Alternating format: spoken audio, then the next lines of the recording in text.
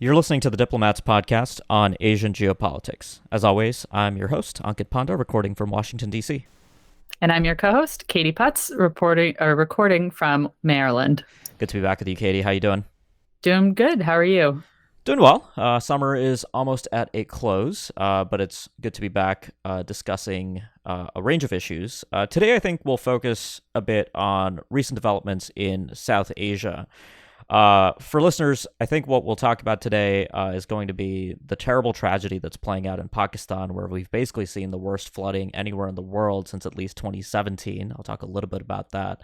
But then I do also want to focus a bit on Sri Lanka, which I know a few listeners did reach out about, given that Sri Lanka has gone through a tumultuous year of political turmoil and economic turmoil, and there is an interesting geopolitical story this August regarding Sri Lanka's position between India and China, but we'll try to offer an overall update on the situation in Sri Lanka. But Katie, let's begin with Pakistan, where we really just have to talk about these devastating floods, which are just, stunning. If listeners haven't already, I highly recommend just Googling the satellite images showing the before and after, particularly with the infrared imagery showing where the water has deposited in the country. According to Pakistan's climate minister, around a third of the country's territory is basically inundated or underwater. The videos that came out over the weekend are just stunning. Just whole buildings being washed away. The reason for this, of course, is climate change, the intensification of the South Asian monsoon, which is causing unpredictable patterns in South Asia. Just as Pakistan has experienced devastating flooding, India actually experienced a period of drought this year, which led India to roll back its food exports. So we talk about climate risks occasionally on the podcast, but I do want to sort of emphasize it in the context of this story. Climate risks absolutely can and do have geopolitical consequences. And I think, Katie, this might be a good spot to kind of just zoom out a little bit and talk a little bit about the tumultuous year that Pakistan has been having politically and economically. I think maybe let's begin with the economics, and then we can talk a bit about the political situation with Imran Khan, who continues to cause trouble. But do you want to tell us a little bit about Pakistan's economic situation, and I guess the latest news about this IMF bailout package that appears to be coming through now? Sure thing. So on Monday, August 29th, the IMF did approve a $1.1 billion bailout package for Pakistan to sort of help the country stave off a default. We're going to talk about Sri Lanka later, which did go into default earlier this year. And so that came after the Sharif government introduced austerity measures that the IMF essentially said, you need to do these things or we're not going to give you more money. That, however, has included measures that sharply increase domestic fuel prices. Austerity is never fun. And so there's a difficult balance to be maintained between putting in place economic measures that can sort of stave off default for Pakistan and kind of right the economic ship, but don't go so far that the political atmosphere deteriorates. And I think we're definitely seeing this with sort of a resurgence in popularity for Imran Khan, who our listeners will remember was pushed out of the prime ministership earlier this year, but has no intent on leaving the political scene. Mm-hmm. On this issue of the bailout and Pakistan sort of adopting fiscal restraint as required by the IMF, I think it's too early to say right now, just because we're just a couple days out from the consequences of this flooding being truly understood. But the early estimates from the Sharif government is that the damage that was inflicted is on the order of tens of billions of dollars. And for the Pakistani state, which has promised, people that have been internally displaced and lost their homes, that they will try to make them whole, give them places to live. It's just difficult for me to see a way in which, there isn't going to be a degree of tension between the Pakistani state rolling back the fiscal measures that it needs to do to meet the IMF's conditionality, while also undertaking the massive effort that will be needed to make the country whole after this devastating flooding. We still don't have a good picture of the full scale of international aid and financial assistance that is coming in. There have been some, packages from the European Union and the United States, but, we're talking about really small amounts so far. But as that comes in, that could make a difference, but it's really hard to imagine aid on the scale that would be necessary to sort of stabilize things. And of course, Katie, as you just noted, political turmoil and economic turmoil are deeply interlinked. And as we sort of see with the continuing populist support for Imran Khan and broader skepticism of the Sharif government on the Pakistani state writ large, the recipe here for significant domestic disturbances, particularly in Sindh, Balochistan, KPK, where the flooding has been particularly devastating, I think is something to keep an eye on in the near term. Yeah, I mean, you're definitely right about the intertwined nature of the politics and the economic piece, and then just to add sort of misery upon misery, these floods have been absolutely devastating and could not have come at a worse time, politically or economically, for Pakistan. I think one thread worth sort of keeping tabs on is the international response. I think certainly from the Pakistani perspective, and this is true of a lot of the world, particularly global South, that didn't necessarily contribute all that much to global warming in terms of greenhouse gases and sort of how we've ended up at this warming planet. And the argument, I think, from these countries is that the West needs to pay for what it's done. And so that includes sort of helping out more with these kinds of disasters. We'll see if that pans out the way that Pakistan would like it to, but either way, this is just a terrible time for another bad thing to happen.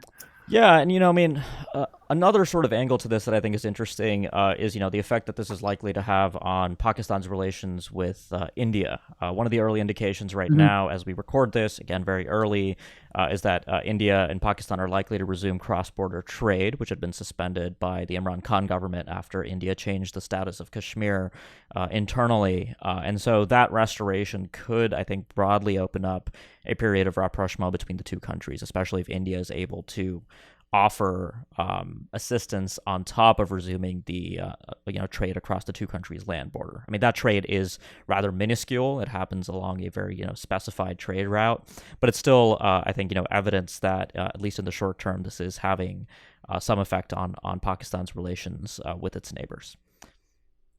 And the other question is the role that China is likely to play. China, of course, has been an important partner for the Pakistani government and has provided substantial aid in the course of past disasters, including earthquakes and flooding in the past. So I think that'll be something to also keep an eye on in the near term. Well, so Katie, things in Pakistan, of course, are in flux. We'll be keeping a close eye at the Diplomat, of course, on the economic and political situation in the aftermath of this devastating flooding. But maybe we can pivot now to talking a little bit about Sri Lanka, which has had a devastating year politically, economically. Really, I think it's been seen in many ways as the poster child globally for the kinds of political and economic risks that have manifested in the course of the pandemic as a secondary consequence of Russia's invasion of Ukraine, which certainly inflicted food insecurity on Sri Lanka. But before we sort of dive into the specifics of where things are today in the aftermath of the Rajapaksa government collapsing and the new government now taking over, can you maybe bring us up to speed on what exactly happened in Sri Lanka economically and how it found itself in the predicament that it is in today?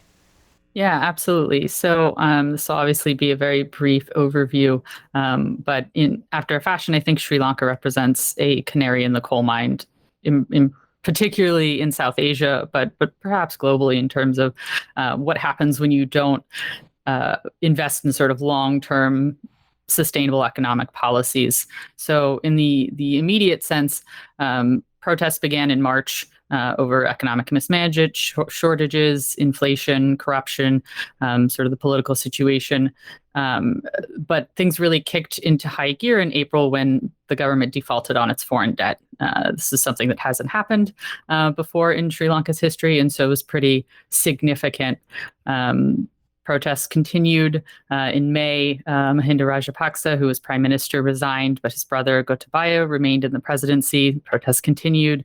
In July, we saw these sort of just wild scenes at the presidential palace, civilians sort of breaking into the palace and swimming in the pool, after which Gotabaya fled the country, eventually resigned. There's a new government, which is headed by Ranil Wickremesinghe. I'm sorry if I pronounced that poorly. But he is a familiar face on the political scene in Sri Lanka, but not a particularly popular one either. But he's currently president. I would venture to say that the sort of political situation is somewhat stabilized. That might be too generous, but for now it's somewhat stabilized. But in order to get sort of the country economically back on track, some really difficult decisions have to be made. And as I said in the Pakistan case, austerity is not fun for anybody, particularly in the middle of cascading crises. I think when you look back, Sri Lanka's current situation was really born out of governments for decades neglecting to put in place policies that would generate more government revenue. And so as spending increased, government revenue didn't increase. And these are sort of poor tax policies, subsidizing things like energy and electricity. And to make up that difference, the government borrowed heavily. Well, eventually loans come due. And so this is sort of the cascading problem Sri Lanka is facing, is that the policies it needs to put in place now will be really painful to sort of up tax revenue. The government is going to need to tax citizens and businesses more than it has. And it's also going to have to keep an eye on spending and spend on the things that people really need. And right now that's a lot of things: food, medicine, electricity. So it's a really difficult situation to get out of once you've sort of slid into it. The IMF is in discussions with the government. The government is planning to present a budget in Parliament in September, and that's going to be a really critical piece in whether and how much assistance Sri Lanka gets at that juncture. Yeah, I think your point on stability is, well taken.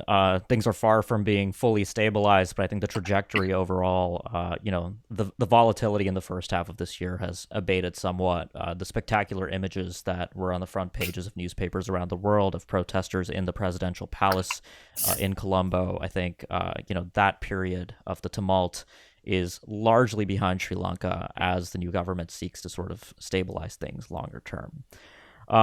To sort of talk a little bit about the geopolitical picture here, to vastly oversimplify things, when the Rajapaksas returned to Sri Lanka, I think the perception in the United States and India was that, Sri Lanka would drift closer towards China. During the presidency of Mahinda Rajapaksa, the first time, Sri Lanka really started to drift away from its historical closeness with India and began to pursue a number of projects with China, including the well-known controversial ones like the 99-year lease for parts of the Hambantota port and other various projects as well.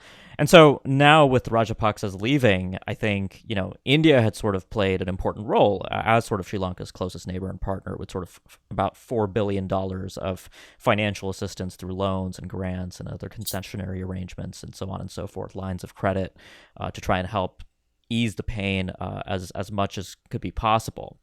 And so, I just want to draw attention, Katie, to this recent incident that just happened in the last few weeks in August. Some of our listeners that do track Sri Lanka probably have already heard about this, but I think this is an interesting sort of indicator of just how complex things still remain geopolitically with Sri Lanka. So basically what happened is that a Chinese, quote, research vessel, basically a surveillance ship with the capability to surveil space phenomena in addition to missile tests and so on and so forth, the Yuanwang 5, as the vessel was known, sought to conduct a port call in Sri Lanka. And this was first reported in early August. From there, things got interesting. The Sri Lankan government sort of flip-flopped on whether it would actually allow the port call to take place. Port calls in Sri Lanka by Chinese vessels, including PLA vessels and submarines in the past, have been a huge source of tension between India and Sri Lanka in particular.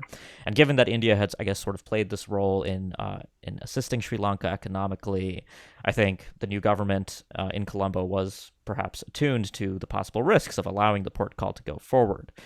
In any case, this sort of led to, the issue sort of bubbling to the surface. It became sort of a prominent piece of how the Indian and the Indian and Chinese governments began to communicate in Sri Lanka. Their various embassies were sort of releasing statements, writing articles, talking about why this was sort of, evidence of each country sort of harming Sri Lanka's interests, so to speak. But eventually, Sri Lanka asked China to defer the port call. India communicated its concerns to Sri Lanka. And the other piece of interesting evidence, that I think or at least context here, is that in August, the Indian Army was actually carrying out a test of satellite communications. And so that, I think, gives this visit a little bit of an interesting context, which is that I think India probably suspected that this Chinese vessel was in the Indian Ocean to surveil whatever satellite-based communications, were being tested by the Indian Army. So, long and short of this is that it's, I think, more complicated to than it might seem. That Sri Lanka isn't necessarily drifting towards India away from China. I think relations with both countries are going to remain important, just given over the last 10 to 15 years the number of economic and political connections China has built in the island. But I think it does highlight the continuing volatility of the geopolitical alignment, so to speak, of many of these smaller states in the Indo-Pacific, like Sri Lanka. So yeah, I just wanted to sort of flag that a bit, because I think that's been an interesting development in the last few weeks. Yeah, and I think just to add to loop it back into the economic piece, Sri Lanka is going to need all the help that it can get, and so that means sort of trying to maintain decent relationships with both India and China, which both have done a lot in Sri Lanka and can potentially help sort of stabilize the situation further. And so, kind of dancing between the giants is a difficult task. Right. Well, Katie, I think we'll leave it there for today. A little bit of a shorter discussion, but I did want to sort of bring things back to South Asia, if just temporarily. But certainly, we'll be back talking about South Asia soon. Before we wrap up, though, do you want to give our listeners a preview of the upcoming issue of the magazine? Yes, I would absolutely love to. So the magazine will actually come out tomorrow, which is August 31st, but it'll be available thereafter. It's the September issue. The cover story focuses on the Chinese Congress process, which was just announced. The CCP's I guess every 5 years, Congress is going to meet October 16th. And so the nuts and bolts of the piece look at how that actually works, because we focus so much on what the outcome, Xi Jinping probably getting his sort of nod into his third, I'm using air quotes term, but it sort of picks apart how that process actually works from the inside. We also have an article focused on Uzbekistan's many ethnic minorities, which sort of flashed into, I think, international attention this summer when there were protests in Karakalpakstan. We also have a really excellent piece on the Sri Lankan economic situation. So if you thought my comments were interesting, read that article, because that's where they come from. And then, of course, our final piece is by Ankit himself, looking at North Korea's nuclear policy shifts. He talks about tactical nukes. And so this is an issue not to be missed. And we hope that you take a look and subscribe and let us know what you think. Definitely do that, and that's very kind of you, Katie. Well, we'll see if the North Koreans actually carry out a 7th nuclear test soon, but if they do, we'll definitely talk about it on the podcast. So thanks a lot, Katie. Good to be with you as always. And to our listeners, if you like what you heard on the show, make sure you subscribe so you can keep up with future episodes. And if you've been a subscriber for a while, but you haven't yet left us a review, please do that. You can do that really anywhere you get your shows. It really helps the show out. So thanks a lot, and we'll be back soon with more.